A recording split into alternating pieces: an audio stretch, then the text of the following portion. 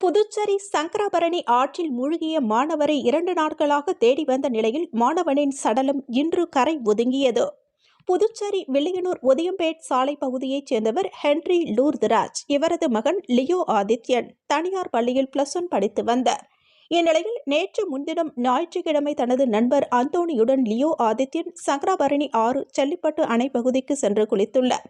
அப்போது இருவரும் ஆற்றில் சுழற்சியில் மூழ்கி உள்ளனர். உடனே அங்கிருந்தவர்கள் அந்தோணியை மீட்டு தனியார் மருத்துவமனைக்கு அனுப்பி வைத்தனர்.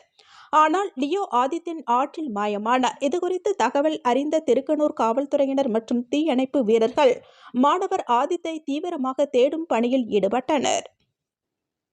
ஆனால் அவரை மீட்க முடியாத நிலையில் நேற்று 2வது நாளாக படகுகள் மற்றும் ட்ரோன் மூலமாக மாணவனை தேடினர். இந்நிலையில் இன்று காலை செல்லிப்பட்டு ஆற்றங்கரையோரம் மாணவனின் சடலம் கரை ஒதுங்கியது. மாணவன் உடலை கைப்பற்றிய காவல்துறையினர் பிரேத பரிசோதனைக்காக அரசு மருத்துவமனைக்கு அனுப்பி வைத்தனர். புதுச்சேரியில் உள்ள அனைத்து ஆறுகளிலும் வெள்ளம் கரைபுரண்டோடும் நிலையில் புதுச்சேரி அரசு எந்த முன்னெச்சரிக்கை நடவடிக்கையும் எடுக்கவில்லை என்றும் தேடும் பணிகள் மெத்தனமாக இருந்ததால் மாணவனின் உயிர் பறிபோனதாக குற்றச்சாட்டு எழுந்துள்ளது.